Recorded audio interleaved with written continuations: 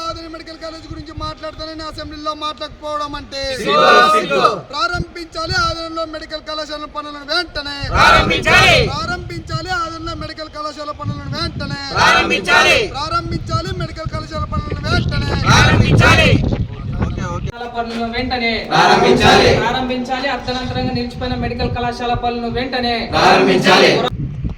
ఈరోజు అఖిల భారత విద్యార్థి సమాఖ్య ఏఐఎస్ఎఫ్ జిల్లా సమితి ఆధ్వర్యంలో ఆదోని పట్టణంలో ఉన్నటువంటి మెడికల్ కళాశాలను సందర్శించడం జరిగింది.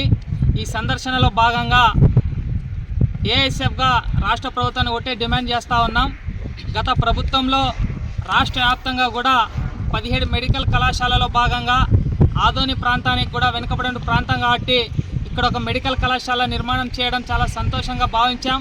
గత ప్రభుత్వంలో ఈ మెడికల్ కళాశాలకు 470 కోట్ల రూపాయల నిధులు కేటాయించి మొదటి విడతలో 270 కోట్ల రూపాయల నిధులు విడుదల చేసి నిర్మాణం చేపట్టడం జరిగింది. తర్వాత ఎన్డీఏ కూటమి సర్కార్ అధికారంలోకి వచ్చినటువంటి 90 రోజుల పాలనలోనే ఈ యొక్క మెడికల్ కళాశాల పనులు అర్థాంతరంగా నిలిపివేసి రాష్ట్ర వ్యాప్తంగా కూడా 7 కళాశాలను ప్రైవేట్ పరం చేయడానికి ఎన్డీఏ సర్కార్ కుట్రపడింది. కాబట్టి దానికి వ్యతిరేకంగా ఈరోజు ఎన్ఎంసీ చెప్తున్నటువంటి నిబంధన ప్రకారమే ఆదోని మెడికల్ కళాశాల ప్రభుత్వ పరం నిబంధనలనే కొనసాగించాలని చెప్పి ప్రధానంగా డిమాండ్ చేస్తూ ఉన్నాం. ఎందుకంటే ఎన్ఎంసీ ప్రకారం దాదాపు ఒక ప్రాంతంలో 20 లక్షల జనాభా కలిగినటువంటి ఒక సబ్ డివిజన్ కేంద్రంలో ఖచ్చితంగా మెడికల్ కళాశాల ఉండాలని చెప్పి ఎన్ఎంసీ నిబంధన ఉన్నప్పటికీ ఆదోని ప్రాంతంలో 5 నియోజకవర్గాలు కలుపుకొని దాదాపు 30 లక్షల జనాభా ఉన్నప్పుడు కూడా ఇక్కడ ఉన్నటువంటి ప్రభుత్వ మెడికల్ కళాశాలను ప్రైవేట్ పరం చేయడం చాలా సిగ్గుచేటు.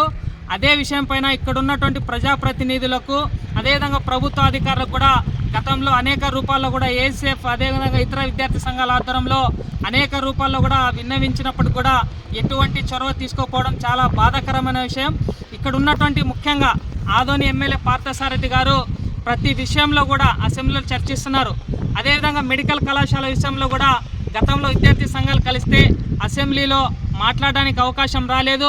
నెక్స్ట్ అసెంబ్లీ సమావేశాల్లో ఖచ్చితంగా ఆదోని మెడికల్ కళాశాలను ప్రభుత్వం పరం చేయడానికి నే వంతుగా పోరాటం కూడా చేస్తానని చెప్పి హామీ ఇచ్చినటువంటి పార్థసారథి గారు మొన్న జరిగినటువంటి అసెంబ్లీ సమావేశాల్లో ఏదో చిన్న విషయాలపైన అసెంబ్లీలో చర్చించారు తప్ప ఆదోనికి వెన్నెముక్క అయినటువంటి ఆదోని ప్రజలు ఆశించినటువంటి మెడికల్ కళాశాల విషయం నోరు మెదకపోవడం పైన ఎటువంటి ఆవేదనలు ఉన్నాయని చెప్పి మేము ప్రశ్నిస్తూ ఉన్నాం.